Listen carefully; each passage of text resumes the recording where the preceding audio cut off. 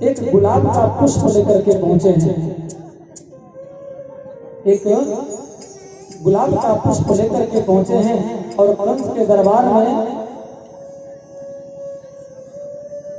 कहते महाराज एक बात बताइए, इस गुलाब में कितनी पंखुड़ियां हैं?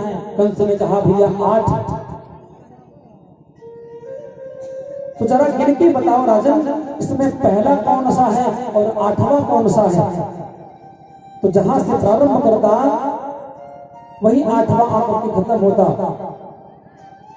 8वां भी पहला है और पहला भी 8वां है, क्योंकि उसमें संख्या नहीं लिखी गई कि आप कहां से शुरू करोगे पहला और कहां से अंत करोगे।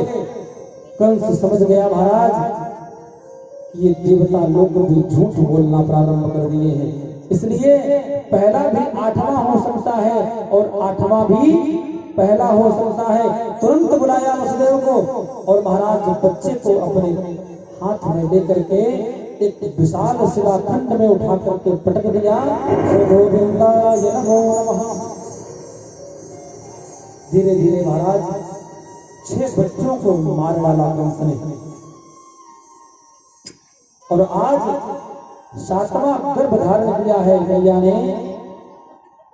तो आज 7वें गर्भ में कोई और नहीं, हमारे शेष नाग भगवान श्री दाऊ भैया प्रकट भय हैं। बोल संकर्षण भगवान की जय। आज महाराज भगवान ने अपनी माया का आवाहन किया है। देवी भागवत में एक बात आती है महाराज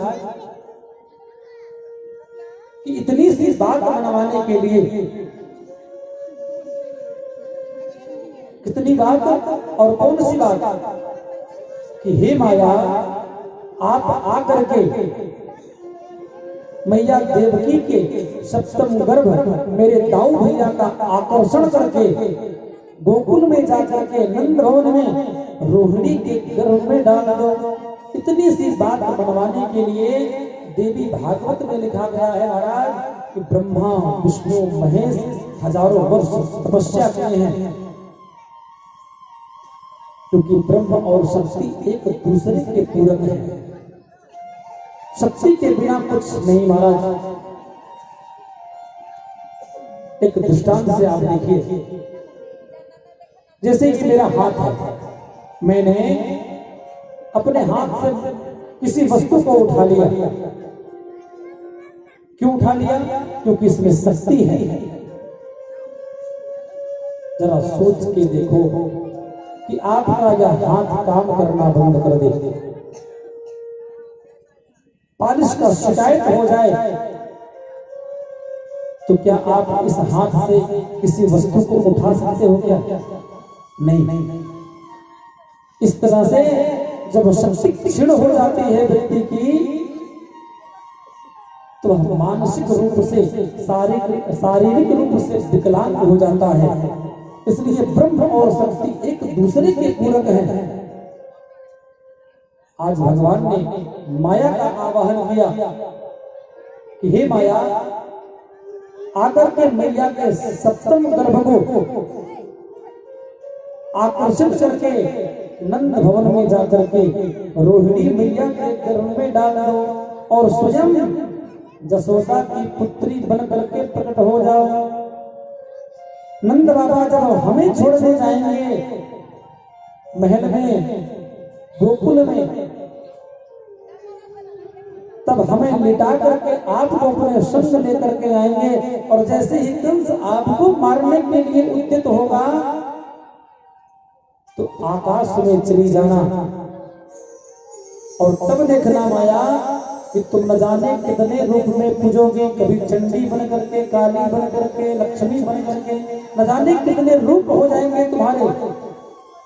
आज माया आती है और 7म गर्भ दाऊ भैया का संकर्षण आकर्षित करके गोकुल में जाकर के नंद भवन में रोहिणी मैया के गर्भ में डाल देती है माया दाऊ भैया को और स्वयं जसोदा की पुत्री बनकर के प्रकट हो जाती है। हल्ला मच गया महाराज कि देवकी का 7म गर्भ नष्ट हो गया। कंस जब सुनता है महाराज तो बहुत दुख होता है और सावधान हो जाता है कि अब तो साक्षात मेरा काल जन्म लेने वाला है।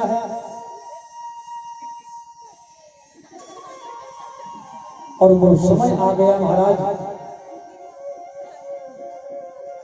कि आज साक्षात कन्हैया देवकी मैया के गर्भ से अवतरित होते हैं। और तो और महाराज अवतरित होने से पहले भगवान देवकी के वसुदेव के समक्ष प्रकट हो गए कि तमद्भुतम बालकमंबुजेक्षणम्।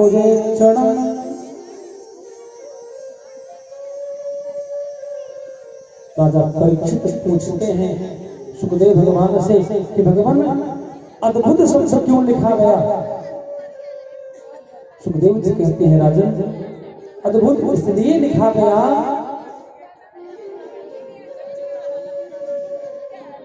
कि बालक छोटा सा जन्म लेता है, नग्न पैदा होता है और यहाँ भगवान ने अवतार लिया चतुर्भुजम शंख गदा वीरदायुधम। नन्हा सा बालक जब पैदा होता है तो उसके 2 हाथ होते हैं और नग्न पैदा होता है, लेकिन भगवान 4 हाथ वाले प्रकट हो गए। और तो और किसी हाथ में शंख है, किसी हाथ में चक्र है, किसी हाथ में खड्ग है, किसी हाथ में गदा है।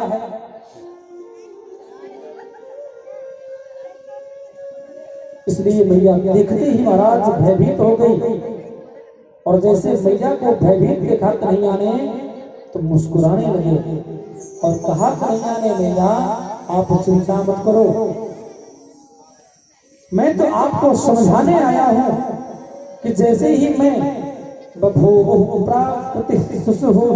जैसे मैं बालक बन जाऊं वैसे ही बाबा को कहना कि मुझे गोकुल छोड़ करके और वहां जो लाली पैदा भई है उसको लेकर के चले आएंगे। आज देवताओं ने देखा महाराज कि भगवान मैया के गर्भ में आ गए हैं तो सारे देवता आकाश से सुमन वृष्टि करने लगे और स्वागत करने लगे। आइए पहले हम सभी लोग स्वागत करें भगवान का, उसके बाद में हम सभी लोग नंद महोत्सव में सम्मिलित होंगे। सारे देवता आकाश से ही सुमन वृष्टि करने लगे और कहने लगे स्वागतम कृष्ण शरणागतम कृष्ण